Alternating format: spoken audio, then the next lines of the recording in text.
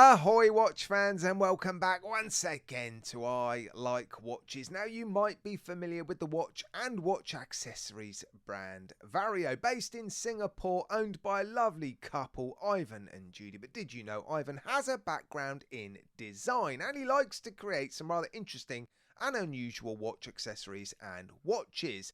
But I think the watch I'm showing you in today's video is one of his more unusual creations. He's taken inspiration for this watch from a number of places. He's looked at the old World War I bombers, the Vickers Vimy. And he's also looked at tilted dial drivers watches, because back in the early days, cars had big steering wheels and people used to hold them at the bottom. So to see the time, they would need their watch on the underside of their wrist. And would you believe it, those old World War I bombers also had massive steering wheels. And did you know after the First World War there was a lot of Vickers Vimy planes repurposed for, well, all sorts of things. And they were often used to break long distance flight records. And in fact it was a Vickers Vimy plane that made the first transatlantic flight, and it was also the first plane to travel from the UK to Australia. That happened in 1918. Obviously it wasn't a non-stop flight, they had to make lots of stops on the way, and on the 4th of December they stopped in Singapore. And that's why Ivan and Judy have decided to launch this watch on the 4th of December this year,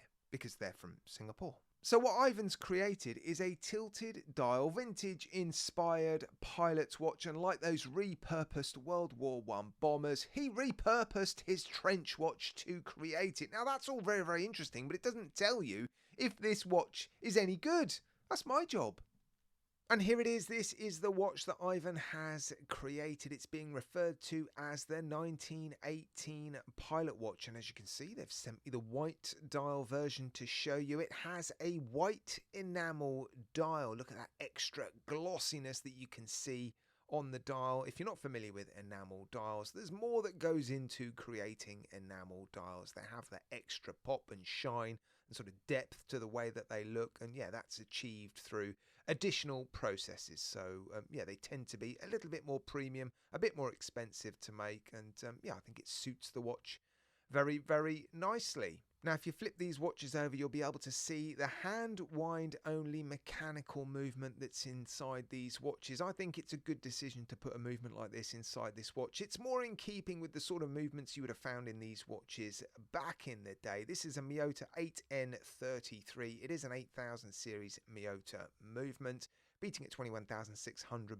beats per hour. I've studied the second hand and it seems to be moving fairly smoothly on this one, although it does have that safety feature where if you knock the watch or move it in a very aggressive manner, the second hand will appear to stutter and stammer. It doesn't seem to be overly sensitive on this one. So yeah, hopefully these movements don't suffer with the same stuttering issues that we see all too often with the Miyota automatic 8215s. Now I don't think there's any denying Ivan and Judy have executed this watch fantastically well. I love the fact that they like to take their brand in a direction that, well, no other brand seems to go. They're doing their own thing. They've created a brand where their products are almost instantly recognizable. I really, really like that. I'm going to be completely open and honest. This isn't a style of watch that I would normally look to pick up and wear, but I just love what they're doing. And I've seen so much love for their products and their watch designs that I suspect this is actually going to do very, very well.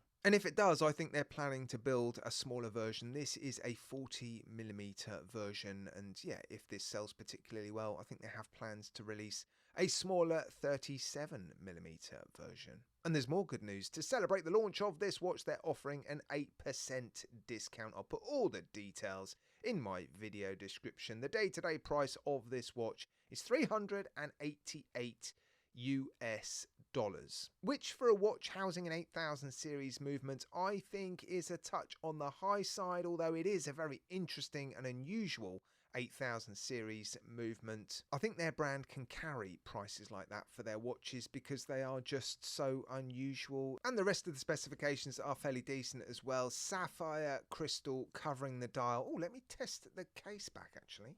Right, there we are. We're good to go. In the back, we have, yeah, sapphire crystal as well. So a sapphire sandwich. Awesome. And while we're looking at the case back, yeah, screw down case back with some specifications there. Look, 50 meters of water resistance. A very traditional looking crown for this style of watch. It's a pull push crown. It's not a screw down crown. No ghost position on this movement. Yeah, it's just a single position on the crown, and the steel finishing looks very, very nice. Satin brushing on that mid case. Look, polished bezel on top of the watch, polished, well, I'm going to call them lugs, and then you've got a brushed steel outer ring on the screw down case back. And the brushing on the hardware on the strap matches the brushing on the case, which is important to me. I don't know about you guys, but yeah, I like the finish on the hardware, especially the buckles, to match the finishing on the case. And yeah, they've gone for a brushed finish.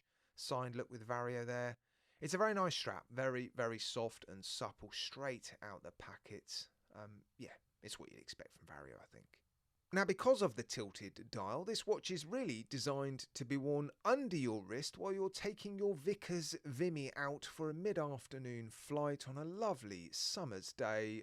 But I suspect not many of us are actually going to do that. So, yeah, they've provided it with this bun strap, and I suspect the vast majority of those people buying this watch are going to wear it as you would normally wear a watch, on top of your wrist. That's how I would wear it. And if you don't like the supplied strap, yeah, head over to vario.sg, because I think they're probably best known for their straps, actually. I don't know which came first, the watches or the straps, but they have been selling straps for quite some time. They have a decent reputation. They've got lots of different styles available.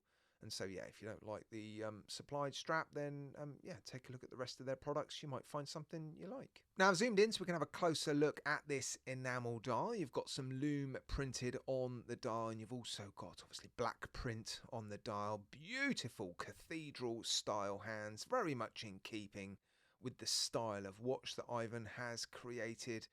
Yeah, I'm not seeing any dust, debris, or DNA on the dial or under the crystal, so it looks to have been made very, very nicely. Yeah, decent build quality, decent finishing, beautifully printed dial. Like I've already mentioned, an enamel dial, so a fairly premium dial on this watch. I think it's legible enough. There's obviously going to be more legible colours. The white dial, perhaps not the most legible version, but I think it's probably my favourite colour version, actually.